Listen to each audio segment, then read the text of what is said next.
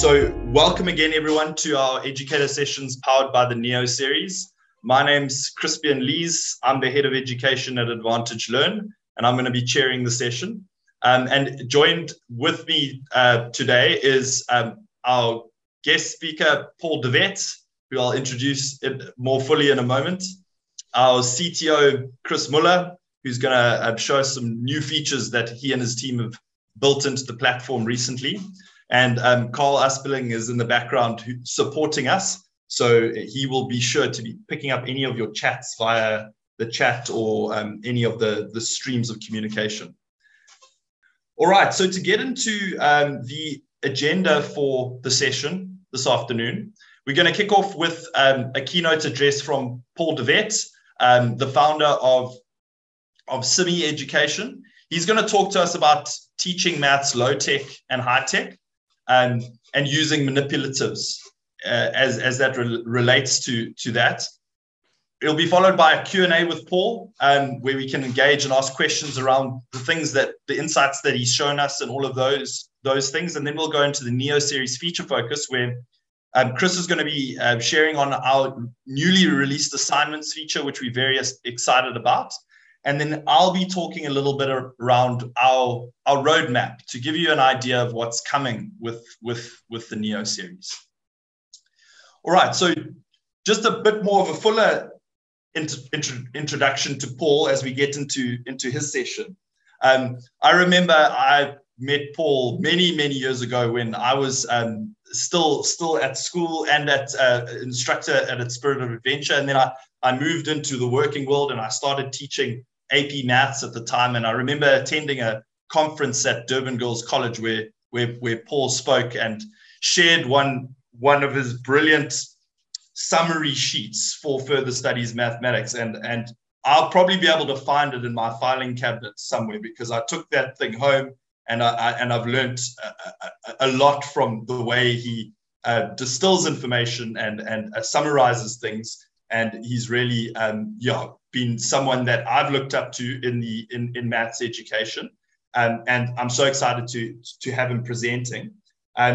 Just to give a bit more background, he's been a director of maths and academics, one or the other, at both Hilton and Michaelhouse, and he's currently the further studies maths examiner. So if any of your learners are crying this afternoon, then the man who's responsible is in the room with us. and he's now embarking on a new venture with the Shire Isabalo Maths Institute, where he's really aiming to take all of the expertise that he's amassed over the years and use it to further maths education, with his major passion being teaching mathematics, and then using his abilities and skills to give to share that with others. So I'm going to leave it there. Paul, thank you so much for your time, and we're looking forward to hearing about teaching maths low tech and high tech using manipulatives to further understanding. Over to you. Great, thanks, Chris. Yeah, and I hope I haven't upset too many people with the paper that I said for further maths. Welcome, everyone. Yeah, I've just looked through the names, and certainly number of you that I know, which is really nice. So, I mean, it's probably hard to ask the question of the people in the room in terms of whether or not people actually know what a manipulative is. And I think I only discovered the label, this sort of moniker of a manipulative, quite recently. I mean, maybe 5 years ago, maybe 8 years ago. I'm not really too sure. But essentially, this is the Wikipedia, that font of all wisdom. The Wikipedia definition is that it's an object which is designed so that a learner can perceive some mathematical concept by manipulating it, hence its name. And the use of manipulatives provides a way for children to learn concepts through developmentally appropriate hands-on experience. So that's what a manipulative is. I think most of you, even if you didn't know that, you will probably, as I introduce you to some manipulatives, you'll say, oh yeah, no, actually, I have come across them. So there's a kind of bit of a picture, which is just to whet your appetite, of some manipulatives on the left there. one of the people who I'm really thrilled to have in the audience as an attendee today is my own maths teacher, Ian McLaughlin, and he's probably been the single biggest influence in my kind of working and teaching career, kind of certainly professionally, but also to a very large extent personally as well. And I owe a massive debt of gratitude to Ian, because he's really taught me a lot about maths and about teaching maths. And I think a lot of, if I have kind of gained some skills and have got some stuff to share, it's really a huge amount of credits due to Ian. One of the things Ian tells me often, and I've found that he is correct, is you can't teach a concept to someone. The person actually needs to engage with it, grapple with it, and make their own sense of it. Right? You can teach a fact to someone, but not a concept. And so manipulatives really are really useful at actually helping us understand conceptually what's going on. Right.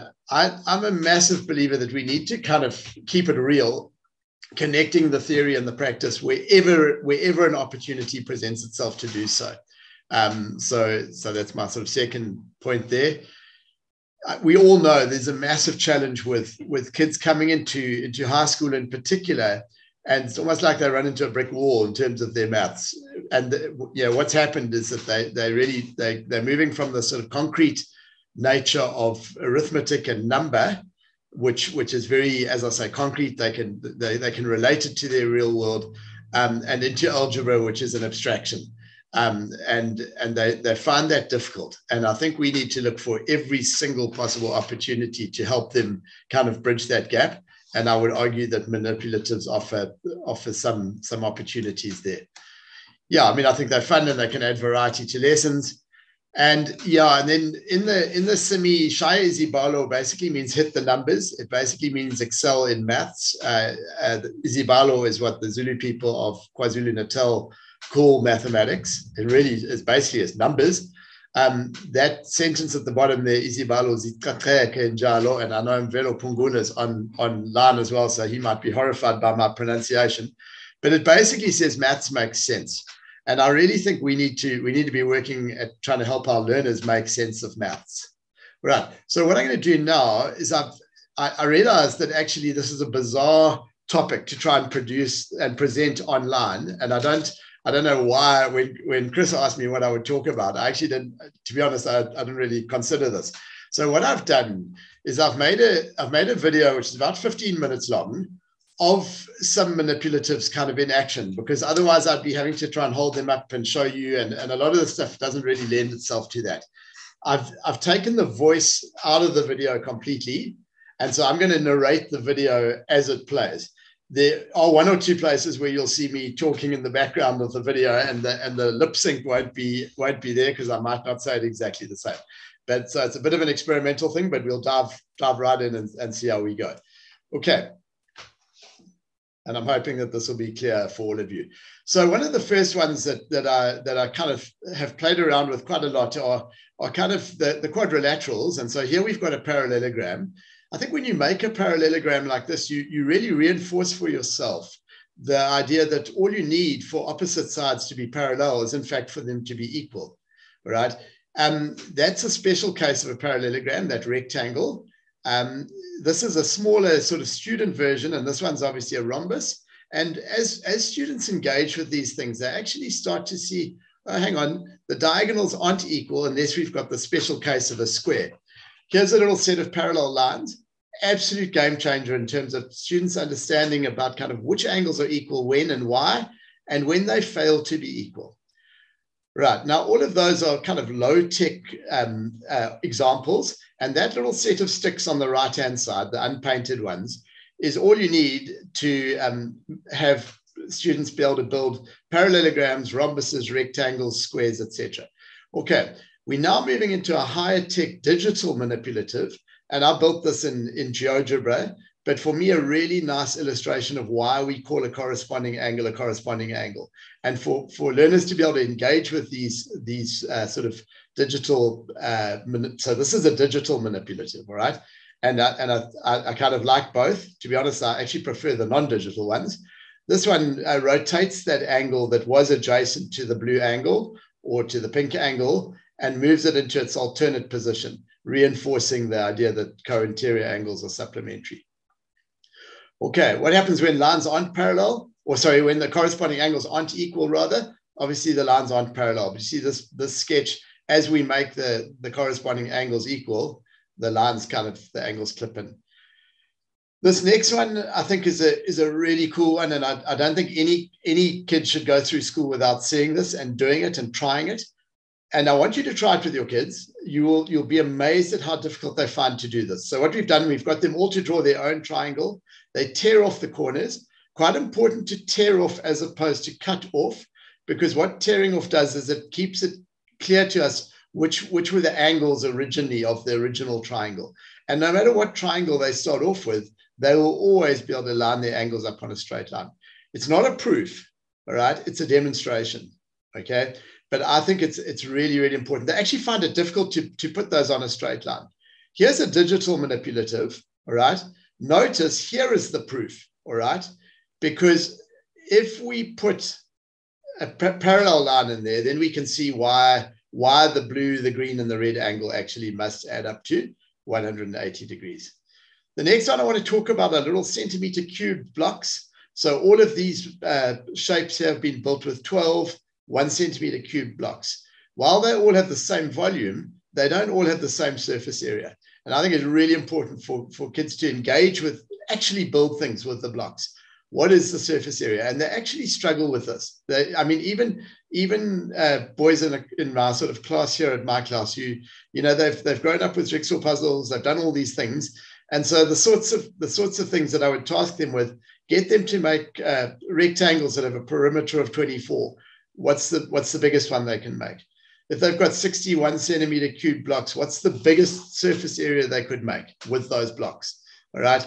I'm just going to just pause there because I feel like I'm sort of having to rush a little bit. But this sort of thing. So you just give every student a piece of paper, all right, and ask them to make a cylinder of a given volume, all right. They will need to kind of choose a height, because obviously they could choose a nice tall cylinder, which would obviously have a smaller radius, or a sort of shorter cylinder, which would have a bigger radius. All right. And the challenge is who can use the least paper. This really, really reinforces things about surface area of a cylinder, and why it's actually two circles and a rectangle.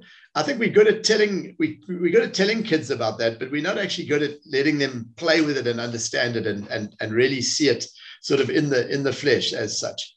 Okay.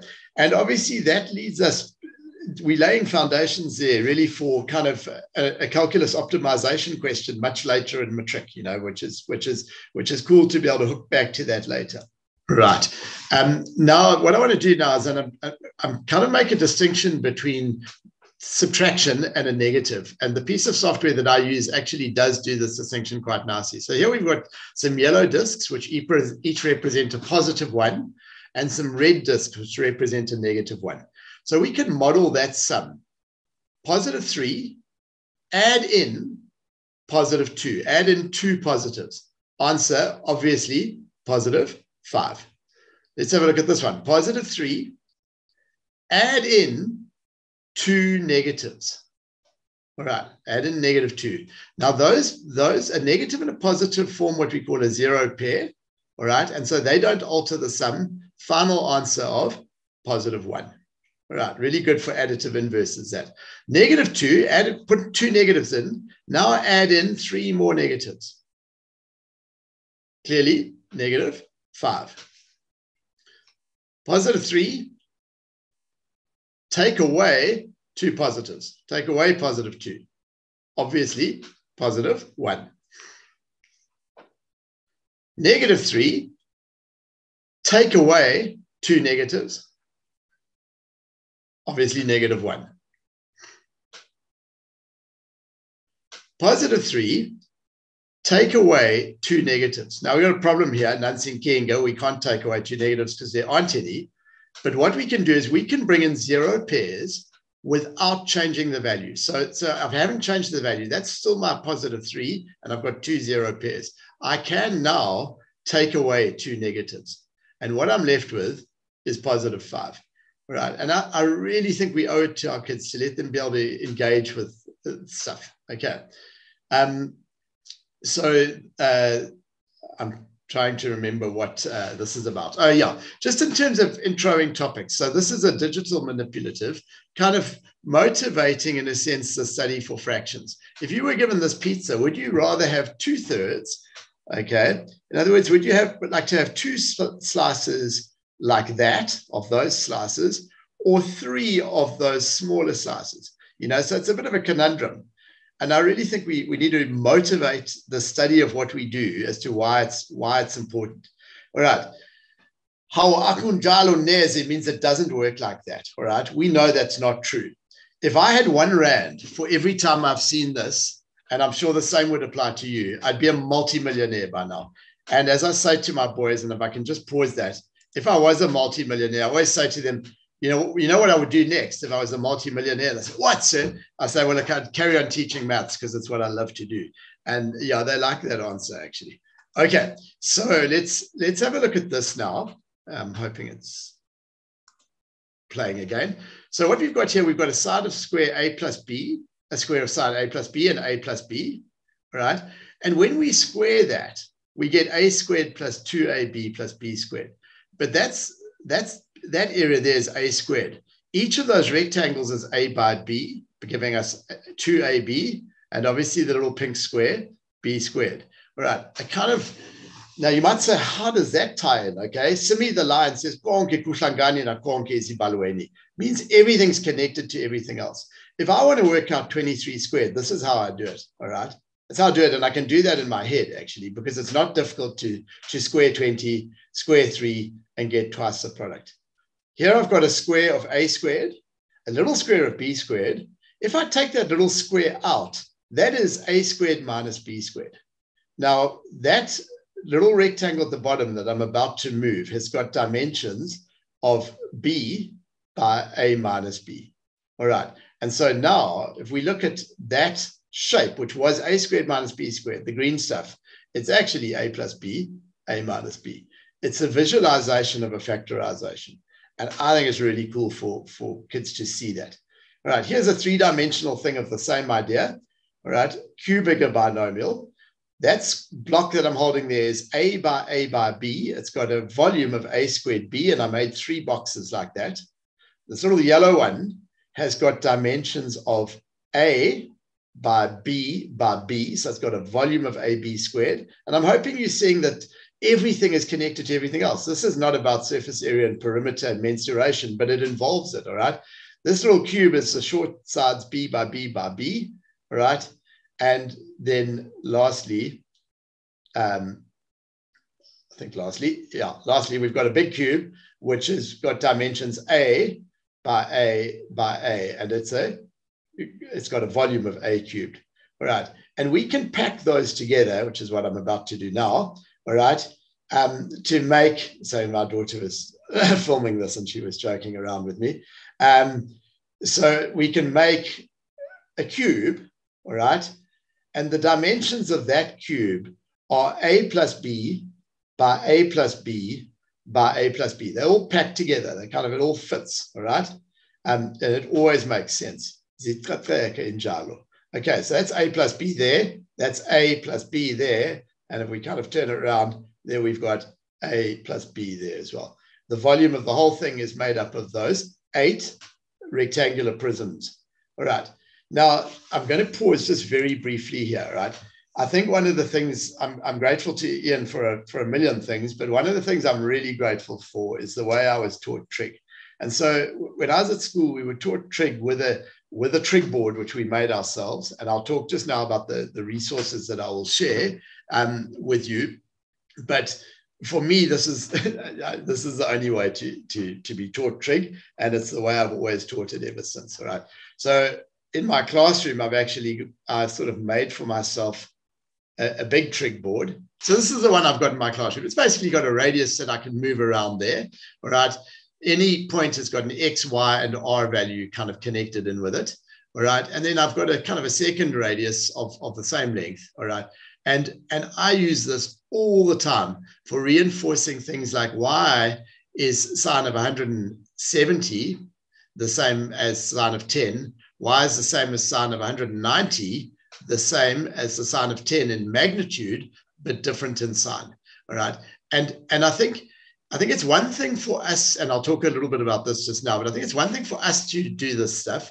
What I do is I get the kids to make one of these things, because I made one way back in kind of 1983, 1984, when we were doing trig. And we actually went around the circle, and I'm just going to show you now, and we filled in the X value, the Y value, and the R value for all those angles.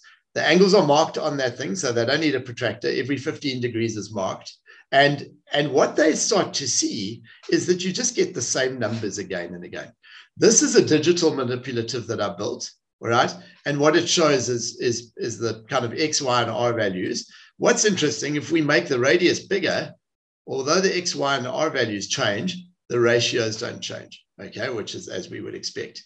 What I'm going to do now is I'm going to add in another angle here, all right? So I'm making that into hopefully a 20-degree angle. I'm going to show another angle, a red angle, all right?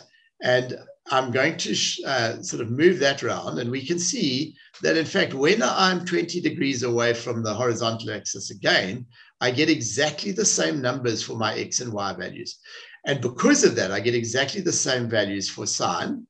If I'm 20 degrees into quadrant 3 at 200, notice I get the same values again.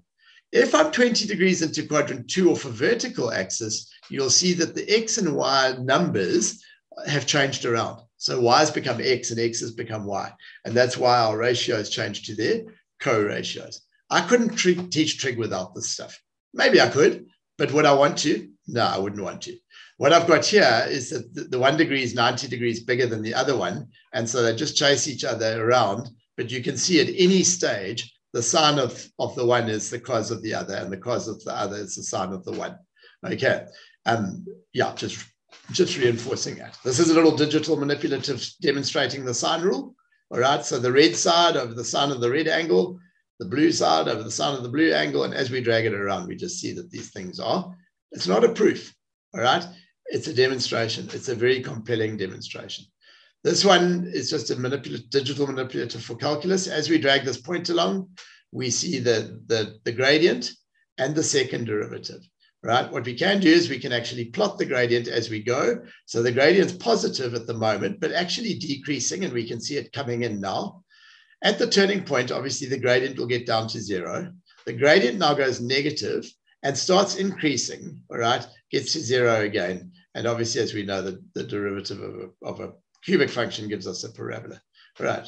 We can also show the tangent line. And something interesting happens. We're on a concave down piece of graph here. You'll see it says concave down on the screen. As we go past the point of inflection, the graph becomes concave up. Look at what actually happens to that. I'm just going to sort of go through that point either side. You see how it sort of kind of kicks over, because the gradient goes from decreasing on a concave down piece of curve to increase on a concave up piece of curve. For me, it's just a whole lot of fun. I'm going to end this little video with back to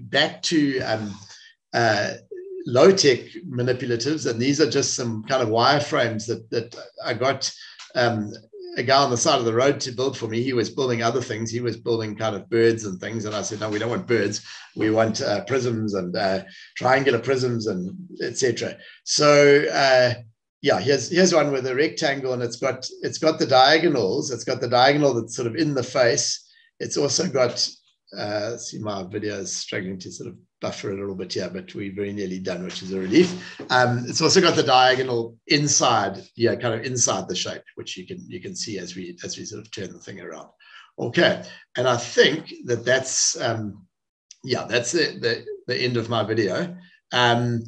So that was probably a little bit like trying to drink from a fire hose, and I apologize for that.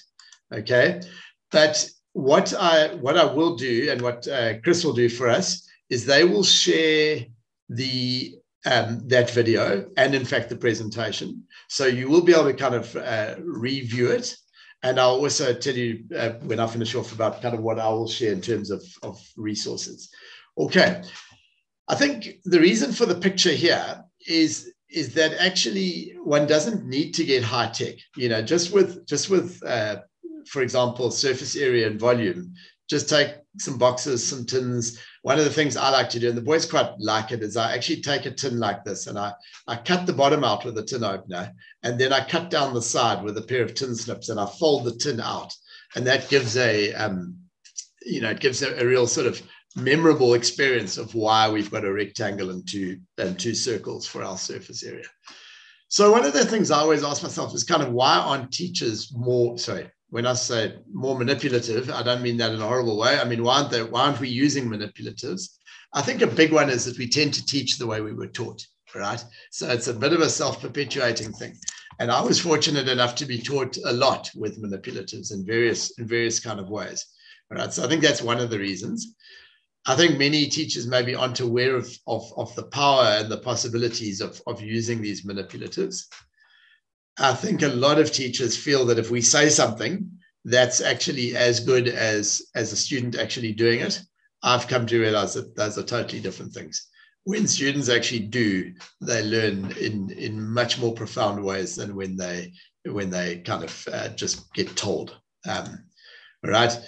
And I think this is probably everyone is probably saying, yeah, but where do I find the time for this, right? I honestly believe it's not playing around. I believe that if we give kids the opportunity, time to really engage, and I do believe that there's time, particularly in grade 8 and 9, I think we build seriously firm foundations on which to build. We lay rather firm foundations on which to build for the future, and I think we get that time back. So because there's no substitute for understanding in this subject. If you understand at a conceptual level, you can then cover other stuff more quickly, right? And then I want to end with this one. One of the things that I've sort of thought about in terms of working with disadvantaged schools, etc., is to actually create a kind of a classroom pack of manipulatives. In other words, little sticks, little blocks, etc., as well as a sort of book of ideas. So I'm going to make that available, and I'll let you know as kind of as and when we manage to get something ready. The digital stuff that I've shared today, including the sort of trig board, the paper stuff for the trig board, so including those sort of the digital things that help you make a paper-based resource. I'm going to share all of that stuff on the Shy Easy Balo website, including all the digital manipulatives that I've got, that I've made, and there are many of them. So those will be available to you. Okay, right. That is me, and I think I've more or less fitted into the time I was given, and I think we're going to some questions. Chris, are you going to lead the question? You've done brilliantly, Paul. Chris? I remember it was a penny drop moment for me when I was learning mathematics, and I figured out that if you can start to visualize mathematics, it makes it so much easier. Yeah. And I think these manipulatives that you've shown us are part of the foundations of that. So yes, everyone, we're going to take questions we got a nice amount of time for questions with Paul. So please, if you have any questions, you're welcome to raise your hand and we'll open your voice channel. Alternatively, post it in the Q&A or in the chat, and we'll get Paul's insights on things that are on your mind. I see, just to mention, you've got a lot of appreciation in the Q&A from Sandra Kemp and Dom Kunig, loving what you have shown them. So thank you, Sandra and Dom. And then Risa has put up her hand. So I'm going to let Risa come over to ask you her question. Nicole, go ahead. 100%. She's more than welcome to unmute her mic. Okay, can you hear me? Yes, yeah. Great. All right. Paul, I'm doing research in re-engagement in mathematics grade 8 and 9. So I'd like to just join hands with you on a project for schools because manipulatives do play a big role in re-engagement of the learner. And that's, it's not really a question, it's just I want to reiterate what you've said, because my pilot studies and what I'm doing in my own class is the response when a child can actually touch, and well, we call it play or gamification, but there's so much actual learning taking place because of the conceptualization that goes with it. Yeah. No, no doubt, Risa. I mean, I don't believe we've met, and I apologize if we have and I've forgotten. It would be very cool to maybe chat sort of offline about what you're doing, because maybe there's some opportunity for synergy. That simple thing of tearing off the corners of a triangle. Try it. Well, firstly, before you try it with a class and embarrass yourself, try it yourself. Because even many adults that I've encountered really struggle to kind of line up put those angles onto a straight line. They turn the thing around and they've got a torn edge next to a straight edge.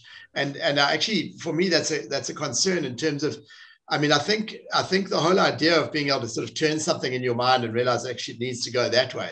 If your pupils nail that and they get that sorted, you may or may not know that every single quadrilateral, so it doesn't have to be a special quadrilateral, just a quadrilateral, even a concave one, in other words, even a kind of arrowhead, but just like a random quadrilateral, okay? If you make multiple copies of those, they always tessellate. All quadrilaterals tessellate.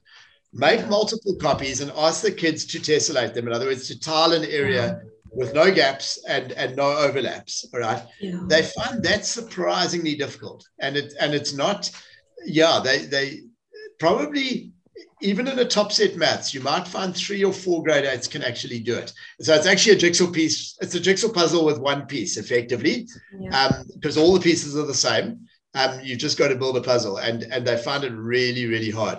But when they start realizing, actually, if we've got sides, so if we've got vertices meeting at a point, they need to make 360 degrees. So they actually need one of each angle at a meeting point, and that makes it easier.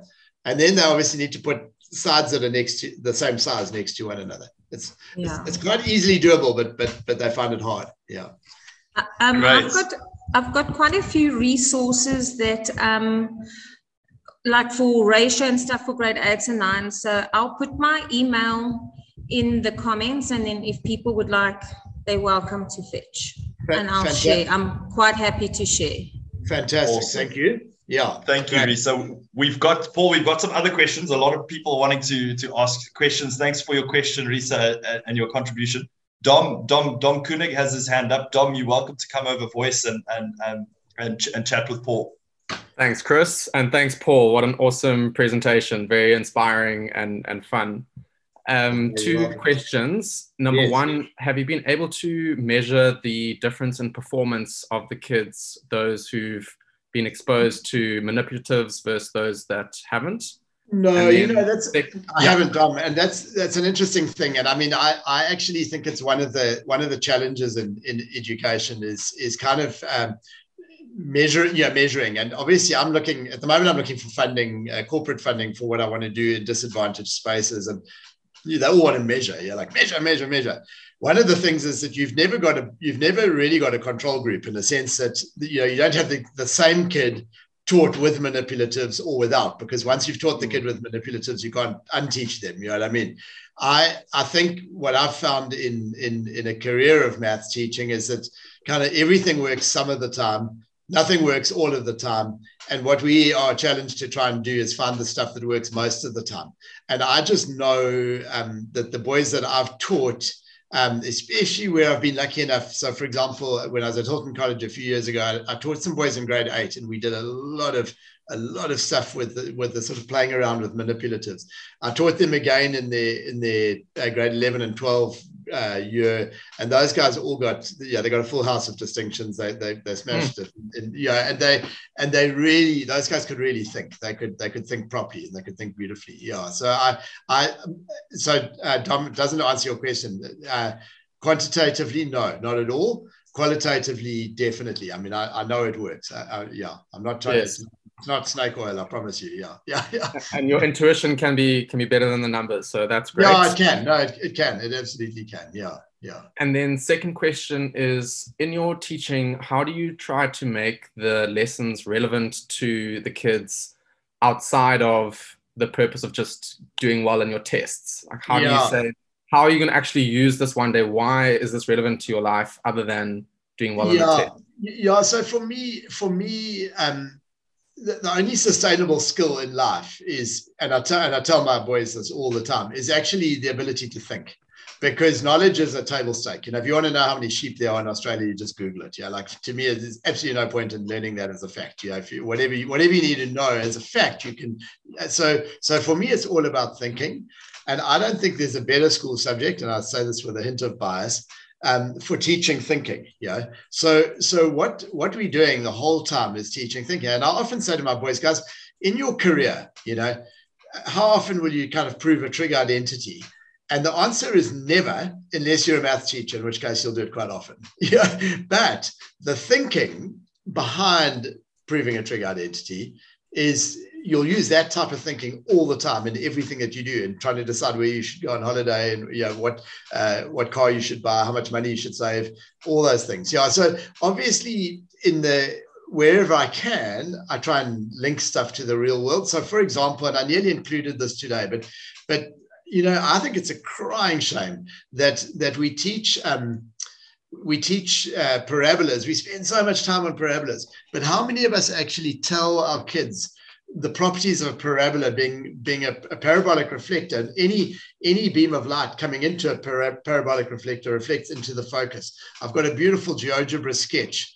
And you can also demonstrate that with a piece of string and a hammer and nail. I haven't got time to show it to you now, but I've got a beautiful GeoGebra sketch which I'll share on my Shai Zibalo website, and you must have a look at it. So I think they need to understand that's why satellite dishes are parabolic. That's why car headlights are parabolic, because it doesn't matter where on a car headlight, the headlight, the lamp, the bulb is actually positioned at the focus of the parabola. It's a three-dimensional paraboloid, but no matter where that light reflects against the silver inside surface of the car headlight, it all shines out straight. It doesn't go out at angles, and that's beautiful. It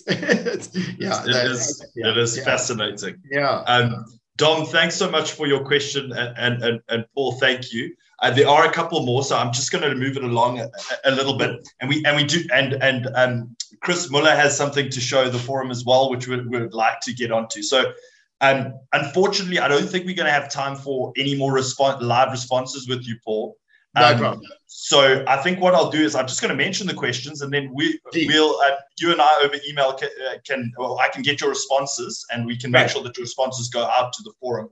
The one was from Tracy Lee Danach. She was saying, grade 8 and 9, I have a question regarding the topic constructions. I always ignore it. What do most other schools do? So she's wanting some input on that. Tracy Lee will give some feedback there. Am I still sharing my screen? You are still sharing your screen, yeah. Okay. Tracy, I'm going to, and I'm sorry, I know this is not what you wanted me to do. Go and look at MathsPad, because one of the problems we have in schools is that the kids don't have the equipment, okay? MathsPad, there's some of them that are free, but really, really, really cool little app, and they can actually do the constructions digitally. Okay, sorry, I know that's amazing. No, that's great. Thanks, Paul. And then Garth Spencer Smith says, great work, Paul. Love what you've shared. My question is, when you use manipulatives in class, do you let them do free play, or do you have guiding questions on a worksheet that they need to follow? So we can get back to Garth on that. And then Amanda Vandenberg is saying, not a question. I enjoyed the hands-on approach, and I'm so pleased to get some new ideas to teach abstract concepts. Thanks so much for the practical ideas. I'm very grateful. So well done, Paul. It was a fantastic presentation. Thank you so much. I'm now going to hand over to our Chief Technology Officer at Advantage Learn, Chris Muller. He's the man who leads the development of the platform, and he's got an exciting feature to share with all of you in our newly launched assignments feature. So over to you, Chris. Thank you. Cool. Can everyone hear me and see the screen? Yep. Perfect. Great job. Thanks, Chris. It hasn't been launched yet. So this is for our development environment. We're just doing the final checks and balances of the feature before we do the launch, and then it'll be rolled out to all the existing Neo series campuses that we have on our, using our Neo series. And yeah, it's really exciting. This feature has been in the works since March, and we always get great feedback from our incredible Neo series partner schools and over the years that we've been running the Neo series, and we really, really appreciate the feedback. And it does sometimes result in big feature updates like the one I'm going to show you today. And we're really aiming to create the most helpful in and out of classroom learning tool for educators, parents, and learners. And it's really through the feedback that we get from the educators that use it day to day that we can achieve that. So it's really exciting. And this is quite a big step change of the Neo series from what you could do before and what it did offer from a digital platform perspective, and what you're going to be able to do going forwards with the platform.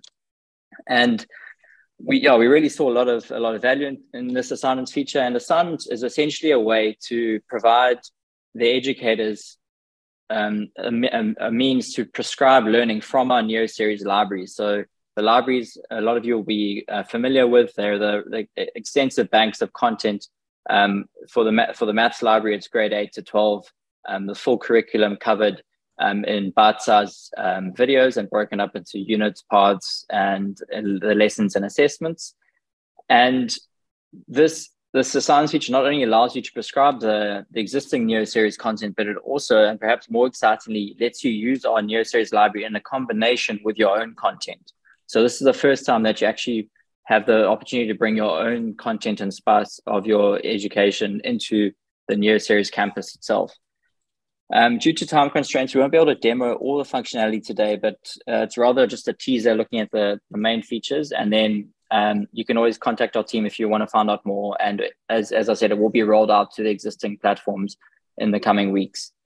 So this is the view that you're seeing now is the libraries feature. This should be familiar with the Neo series users already. And as I said, this is the extensive content libraries of all of our maths content. We have a science library. We have a number of further studies libraries, and all these content libraries are available through the Neo series campuses. The change now is that if you're a grade 8 teacher, for example, grade 8 maths teacher, and you find a unit that through our filters that you really want to teach your learners, and you want them to focus on that in a given period of time. Sorry, the long loading is because it's on this development environment. It should be quite snappy now. And in this example, I'm going to say, okay, algebra real number series 1. I know that my grade 8 class is really struggling with that. So now in the admin side of it, there's a lot more options on the left here. So if you're an educator, you have access to the admin dashboard. And you'll see here, there's an assignments area, lessons, assessments, questions, and attachments. And this is now bringing a bit more of a learning management system feel to the campus, where you can actually start to engage with the content that's on the platform, not just access it via libraries. So I'm going to create a new assignment via this feature and call it Algebra Real Series number 1 for grade 8. And then in the description, you can add a helpful description. I'm not going to set any due date, and I'm actually going to make this an open enrollment assignment, which means that anyone who has access to the platform can add themselves to this enrollment. That's one of the options. And you can also use code enrollment, which means that you'll be able to give your class or group of learners, or even one specific learner, a code to give them access to that assignment. And then I'm going to click save. And so here's the code now. It's just an easy 4-digit code that the users can use to enroll to that assignment. And they can also access it openly. Obviously, it might not make sense to make it an open enrollment and code enrollment because it kind of defeats the point of having a code if they can join it in an open sense. But the use case for an open enrollment is maybe an educator wants to give access for exam preparation on their via the Neo series libraries for their upcoming exams or tests, and they just want to give it to the learners who want that extension. They don't want to specifically assign it to the learners. They just want to say, hey, it's available on the platform, use it or lose it. And then the learners could just assign themselves to that. And then the other way of adding your class to the to the assignments is one by one via select, or you could add whole groups to the assignment via the add group feature. And this is where you'd manage the users of the assignment. But getting to the more, maybe the more exciting part is the building side of the assignment. So here you can actually find the library resources from all the libraries you have linked to your Neo Series campus. So I've got a maths library, the science library, and this testing library because I'm on this development environment. But I'm going to select the maths library now. And here you have an option to add a lesson from the maths library to your assignment, add an assessment to your assignment from the maths library, or select an entire unit, which will add all the lessons and assessments to your assignment, which within that unit. And so I found that unit, Algebra Real Numbers Series 1. So I'm going to find it here. It has a nice search here. So it actually picks up that I've found it here. And I'm going to add this whole unit to my assignment. And so now it's adding every lesson and assessment that's in that unit to your assignment in one go. So here, all the lessons and assessments in your assignment. So now the assignment is actually ready to go. The learners, they can use the code that you can copy from this page, or that if you chose open enrollment, they can access it via the open enrollment. Or if you just added them, you can let the kids know, hey, I've added you to the assignments and you can now access it. And on their side, they'll then see the assignments in the My Activities page, which is accessible from their dashboard. And they can actually see my assignments here and what they've been added to. And it also tracks their progress for their assignments. And the join assignment area is where they could enter the code, or because I was showing here, it's an open assignment, I can actually join it with a click of a button. And now it's part of my assignments on the My Assignments page. And then going quickly to the showing you of using your own content. So now you decide, okay, I built this assignment, but I've actually got, there's actually a lesson that I found online on this. I just found this random YouTube video. I don't know if it's any good quality or even related to the topic, but it's got the same word in it, so I chose it. And I'm going to add this now to my assignment. So I can go to lessons, and here you've got a full lesson builder where you can build and curate your lessons with dynamic lesson content. You can add videos. You can do a whole lot here through the power of our campus. And so I'm going to say this is my YouTube video lesson. I can add any content here. So content, and then I can choose the video, and you can use YouTube, Vimeo, or embed iframe videos if you want. And if you can either find videos online, or you can upload your own videos. If your school has video content, or you want to create content yourself, you can upload it to YouTube or Vimeo and then add it here. So I'm going to add this video here. And so now this video has been added, and I'm going to save this lesson. So now I've actually got that lesson on my campus. I can see it if I go to here, I can see it here. It's in my lessons view. All these other videos that have been added by the library, you can see library lesson here. We actually block editing those lessons because it was a library lesson, and we want to maintain the structure of those library lessons. So you can't edit the library lessons, but you have full control over the lessons that you've added yourself. So you'll notice all of these other lessons here are library lessons, and they're marked as such, and you won't be able to edit them, but you can edit the lessons that you've created yourself over here.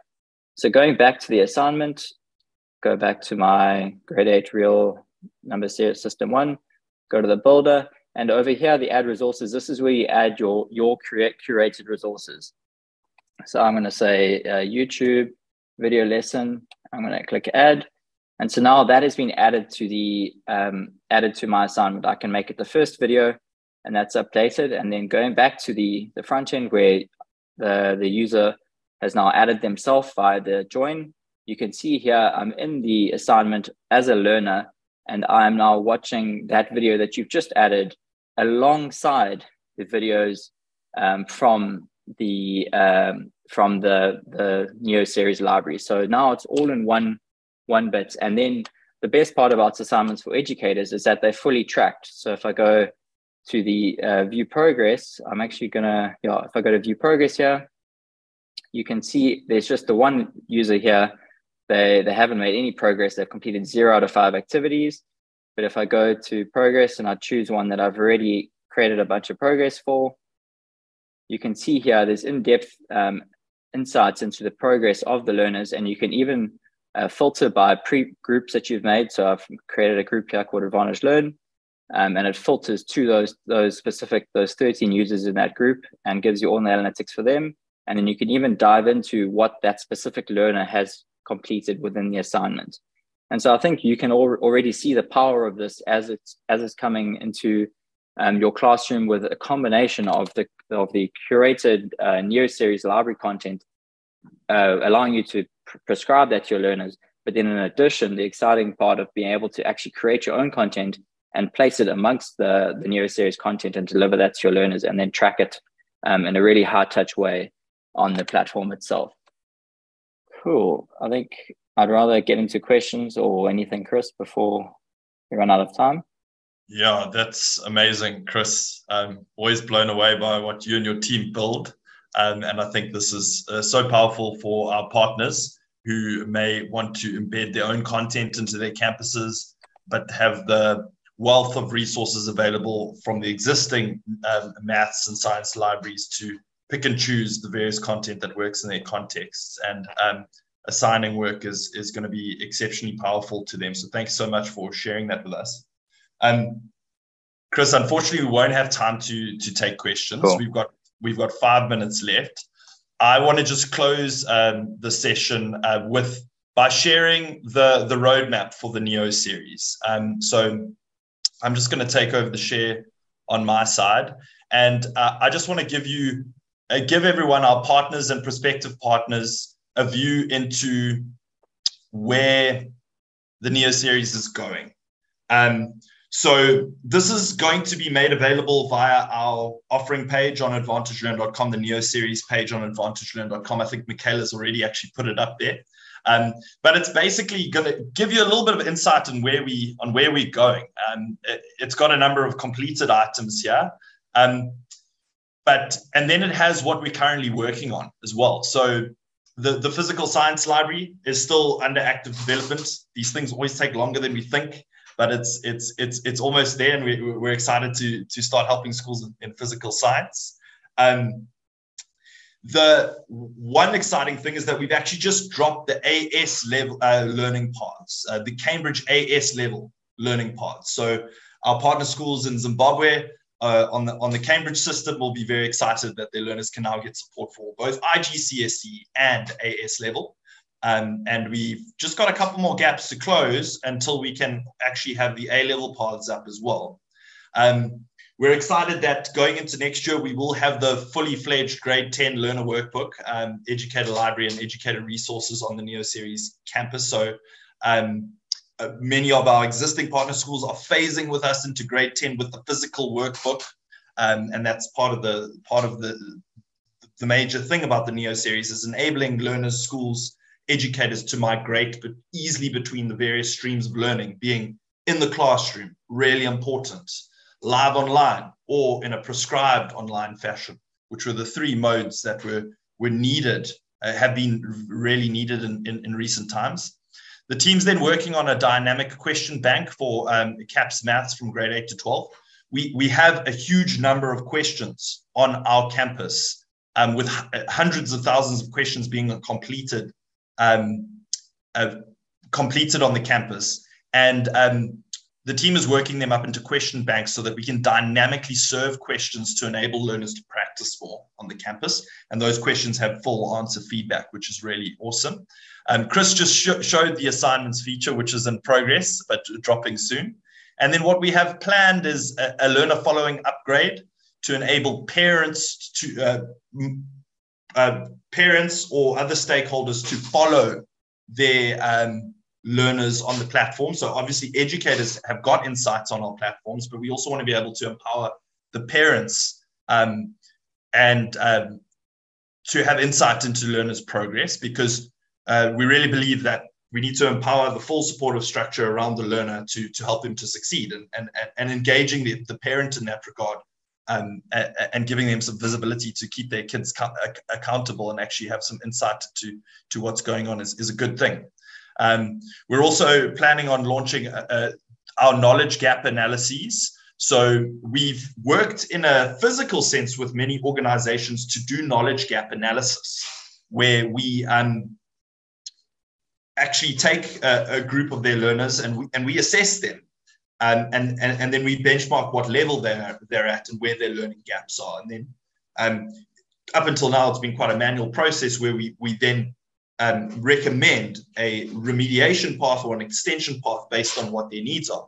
So we've developed that capability in a physical sense, and now we're working on developing that into the campus in a more automated way to enable schools to understand and benchmark where learners are at. So imagine your new grade 7s coming into high school.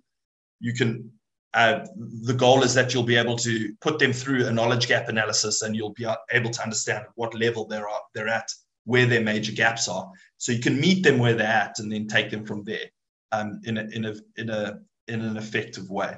And so that gives you a bit of insight into where it's going. I want to thank you all for joining us this afternoon. We've had many new schools come on board this year, which has been really fantastic. We've been planning into next year, and from a capacity perspective, in terms of the number of campuses that we're going to be able to support very well going into next year, we actually only have capacity to take on 5 more partners with campuses. So if you are thinking about implementing the NEO series at your school, I do really encourage you to get in touch because there is limited capacity available from our side to support more schools into 2023. We don't want to spread ourselves too thin so that we can support our partner schools effectively. And then also, please let us know how you found this session. So Carl's going to drop a survey in the chat. We'd love your feedback on that survey to let us know how you found the session. Also in that is an opportunity for you to request us to demonstrate the NEO series to your school if you're serious about taking it forward. And then we'll set up a time to meet with you and talk about it. And also it's an opportunity to share your ideas and where your needs are at so that we can try and meet them. And that is everything. I hope I haven't forgotten anything. I also popped Paul's organization's link in the chat, simi.education. Go check out what Paul is doing in the Shaya Isabella Maths Institute. He's also got some fantastic resources available there. And yeah, just to end off. Sorry, Chris, can I just quickly chip in there?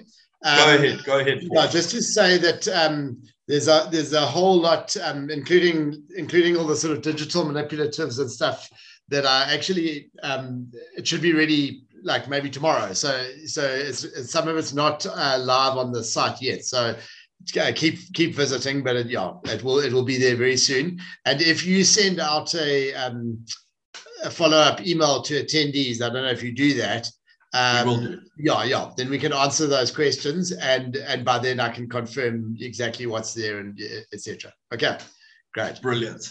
Thanks. Thank you, Paul. Thanks so much for coming on and sharing with us. It was fantastic. Thank you to Chris Muller for sharing the assignments feature. Super excited about that. To all our partner schools thank you for your support this year as we grow this solution. And thank you to everyone who joined for your interest. All of the best as you go into an exam season. I hope your learners did well on the Further Studies Maths paper today. And we hope to see you again soon in the new year with our first iteration of the educator sessions powered by the NEO series in the new year. All the best as you close out the year. We're going to close the webinar there. Thank you. Right. Thanks, sir.